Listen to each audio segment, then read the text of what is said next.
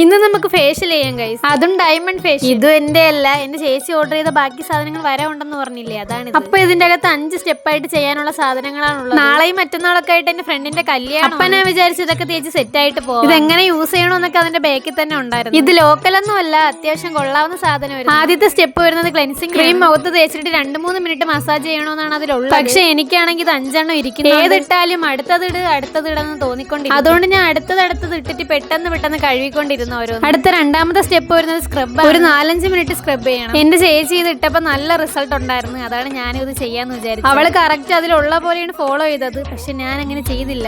അതെന്തോ ആവട്ടെ. അടുത്ത 3-ാമത്തെ സ്റ്റെപ്പ് മസാജ് ആണ്. ഒരു 10-12 മിനിറ്റ് മസാജ് ചെയ്യണം. സാധനം എന്റേതല്ലാത്തോണ്ട് ഞാൻ ഇവിടെ എല്ലാം വാരി പൊത്തിയാണ് ചെയ്യുന്നത്. അങ്ങനെ 4-ാമത്തെ സ്റ്റെപ്പ് എത്തി നമ്മള്. 4-ാമത്തെ സ്റ്റെപ്പിൽ ഒരു ജെല്ലായിരുന്നു ഉള്ളത്. ജെല്ല് ഒരു 5-6 മിനിറ്റ് മുഖത്തേച്ച് ഇങ്ങനെ മസാജ് ചെയ്യണം. ഇങ്ങനെയല്ല, എങ്ങനെയെങ്കിലും ഒക്കെ ചെയ്യാം. ഇതിൽ ഓരോ സ്റ്റെപ്പും കഴിഞ്ഞ് കോട്ടം വെച്ചാണ് ഇതൊക്കെ തുടച്ചു മാറ്റാനെന്നാണ് എഴുതിയേക്കുന്നത്. ഇവിടെ അതൊന്നും ഇല്ലാത്തതുകൊണ്ട് ഞാൻ മുഖമൊക്കെ പോയി മൊത്തത്തിൽ കഴുകിയിട്ടാണ് വരുന്നത്. അപ്പൊ അവസാനത്തെ സ്റ്റെപ്പ് വരുന്നത് ഫേസ് പാക്ക്. ഇത് കഴുത്തിലും മുഖത്തും എല്ലാം ഞാൻ നന്നായിട്ട് വാരി ഇത് മുഖത്തിട്ടിട്ട് ഒരു 4-5 മിനിറ്റ് കഴിയുമ്പോ കഴുകാം. ഇനി ഞാനൊരു സത്യം പറയാം, ഇത് ഇട്ടിട്ട് എന്റെ ചേച്ചിക്ക് നല്ല റിസൾട്ട് കിട്ടിയെന്ന് പറഞ്ഞില്ല. അപ്പോഴേ ഞാൻ ഇതൊരു റൗണ്ട് ഇട്ടായിരുന്നു. അന്ന് ഞാൻ സ്ക്രബും ഫേസ് മാസ്കും മാത്രമേ ഇട്ടോളാം. ഇന്നെല്ലാം കൂടെ അങ്ങ് ഇടാന്ന് വിചാരിച്ചു. പക്ഷെ ഇന്നിട്ടേന്റെ അന്ന് നല്ല റിസൾട്ട് ഉണ്ടായിരുന്നു. എന്തായാലും സാധനം കൊള്ളാം. അപ്പൊ ഓക്കെ.